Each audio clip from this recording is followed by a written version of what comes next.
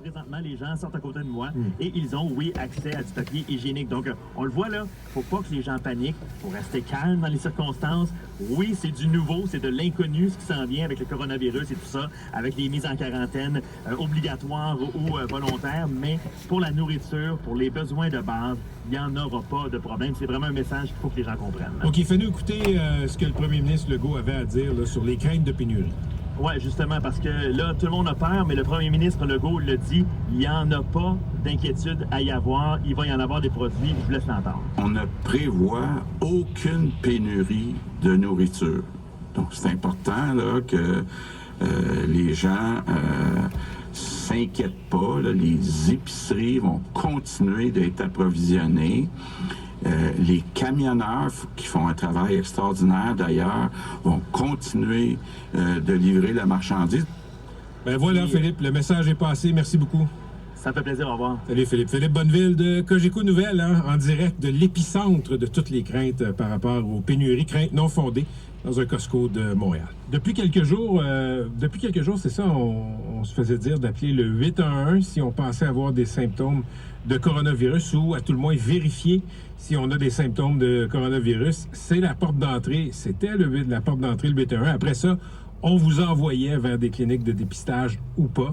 Philippe, le numéro de téléphone a changé. En fait, le 811 est encore disponible, mais il y a un numéro d'information maintenant là, qui est très précis. C'est le 1-877-644-4545. Alors, je répète, 1-877-644-4545. C'est un numéro où les gens vont trouver des réponses à leurs questions. Et on va le répéter là, quelques fois dans l'émission. N'ayez crainte. Parfait, 15h18.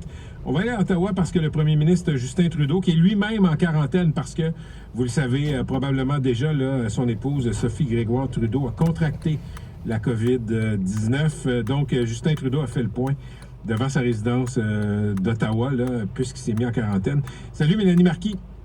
Bonjour, Patrick Lagacé. Mélanie, les nouvelles là, sont sorties à Ottawa là, quasiment à chaque minute aujourd'hui, du ministre des Finances au ministre des Transports, en passant par le PM, etc. On va commencer par les transports.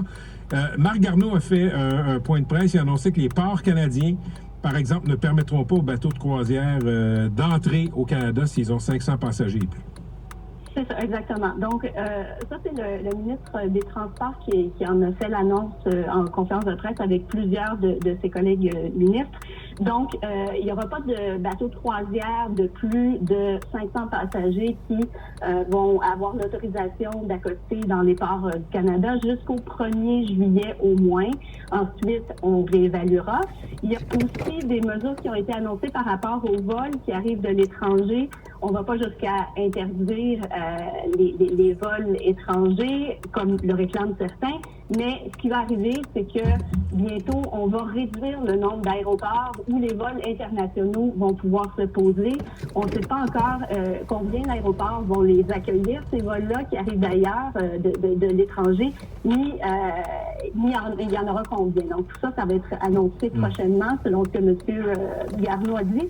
Puis, à l'inverse, donc, aux Canadiens qui, eux, voudraient partir en voyage, maintenant, l'Agence de la santé publique, donc l'administratrice en chef de la santé publique, Dr. Theresa Tam, qui était aussi à la conférence de presse, a annoncé que dorénavant, on déconseillait aux Canadiens tout voyage non essentiel. Donc ça, c'est pour ce qui est des déplacements, des transports qui évidemment sont des vecteurs de transmission importants.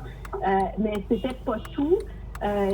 Juste une seconde, Mélanie. Mélanie, juste une seconde, Mélanie Marquis. Ouais. On va reculer un peu là, sur la question des transports, des aéroports. Est-ce qu'on sait... là, parfait. Ottawa annonce qu'il y aura moins d'aéroports pour accueillir les vols internationaux. Est-ce qu'on sait s'il y aura des mesures spéciales pour accueillir les visiteurs? Ça n'a pas été précisé. Par contre, ce que M. Garneau a dit, Patrick, c'est que le fait de réduire le nombre d'aéroports, ça va permettre aux ressources d'être davantage concentrées. Pour ce qui est des mesures, il n'y a pas eu de détails ou de nouvelles annonces là-dessus aujourd'hui. Est-ce qu'on sait si le gouvernement fédéral a considéré, comme d'autres pays, comme la Pologne aujourd'hui, comme le Danemark aujourd'hui, de carrément fermer les frontières aux étrangers? M. Trudeau, en conférence de presse, a dit que c'était pas, puis on le dit depuis quelques jours aussi là, à Ottawa, que c'était pas exclu. Donc, on n'écarte pas l'idée, mais on n'en est pas encore là. Donc, c'est pas catégoriquement écarté comme concept, comme stratégie, mais on va suivre l'évolution. Puis, comme vous disiez en entrée, on n'est pas à court d'annonces et de revirements de situation dans les dernières journées. Donc, ça peut arriver. OK. Puis, on est aujourd'hui là, à 100, le décompte, c'est 157 Canadiens atteints de la COVID-19. Oui, plus de 15 000 tests aussi qui ont été, tests de dépistage qui ont été administrés.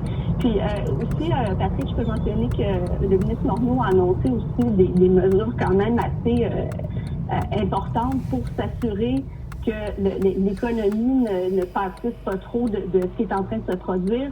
Lui a annoncé donc qu'il y a 10 milliards d'aides en crédit aux entreprises qui vont être débloquées.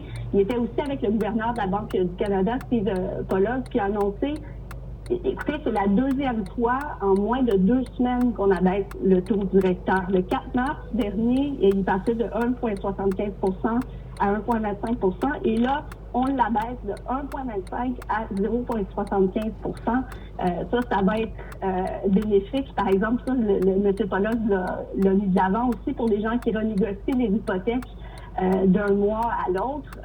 Cet argent-là, ça va leur donner plus d'argent pour qu'ensuite cet argent-là soit réinvesti dans l'économie. Donc, c'est pas une aide directe, mais c'est quand même quelque chose qui peut donner un peu d'oxygène aux Canadiens. Très bien. Merci beaucoup, Mélanie, pour ce tour d'horizon de ce qui s'est passé aujourd'hui à Ottawa.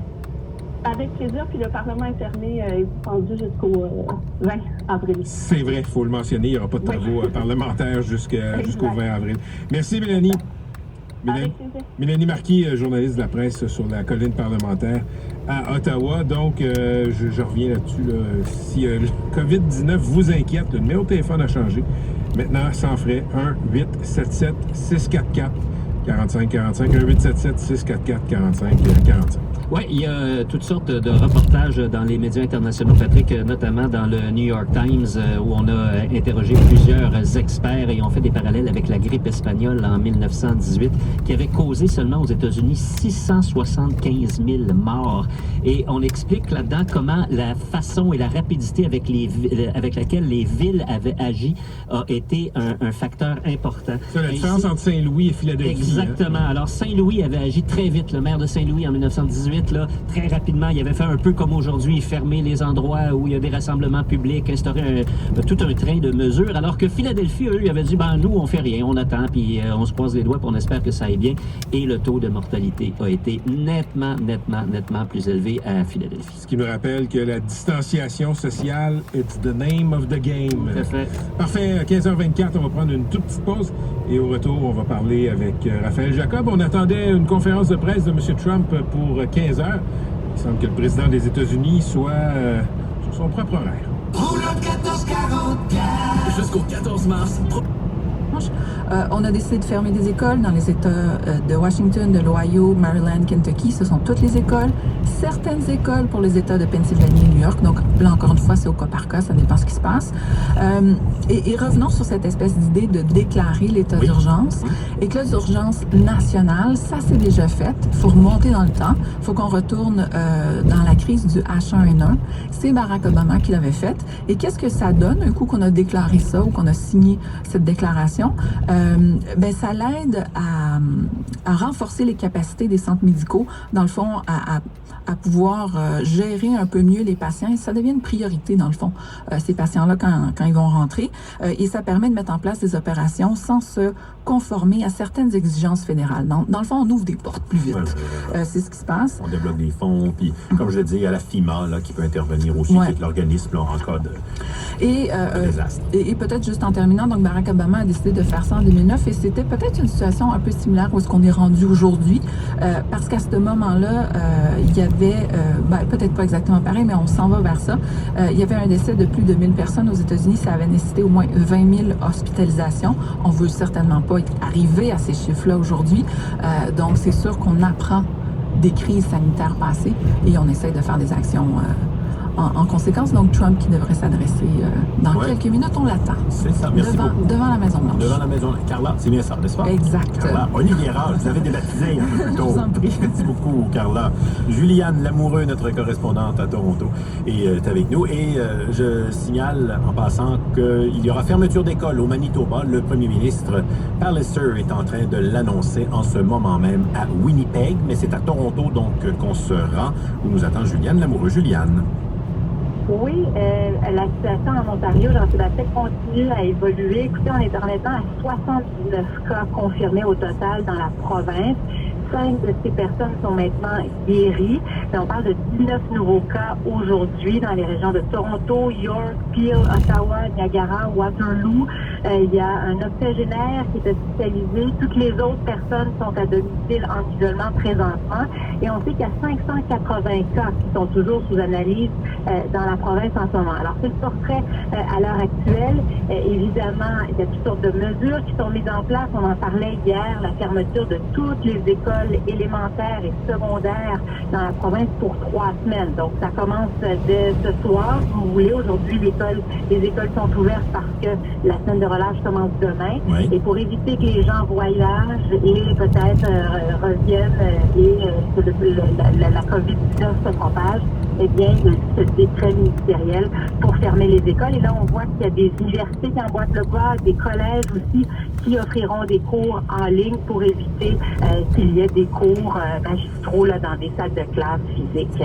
Bon, quoi d'autre à Toronto, Juliane, pour l'instant? Écoutez, on entend toutes sortes de rumeurs, de points de presse possibles de la province. On sait qu'il y a la ville de Toronto à 17h qui doit faire un point de presse pour nous dire ce qui sera fermé. Alors, dans la plus grande ville du pays, il y aura des fermetures. De quoi s'agira-t-il? Hier, on nous disait qu'il y avait ce centre d'urgence qui avait été mis en place pour coordonner les activités de la ville. On nous disait que les services essentiels allaient être conservés, mais on s'attend donc aujourd'hui à ce qu'il y ait des fermetures. Est-ce que ce sera les bibliothèques? On va voir de quoi il s'agit. On sait que de plus en plus, il y a des garderies aussi qui annoncent la fermeture durant la même période de temps que les écoles. Alors, pour les 3 prochaines semaines.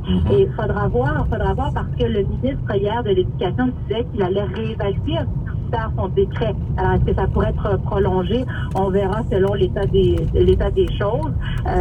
Hier, au Québec, là, il y avait une recommandation de ne pas tenir d'événements de plus de 250 personnes. Eh bien, aujourd'hui, c'est le cas en Ontario. Là. Il y a cette recommandation de la santé publique qui est émise.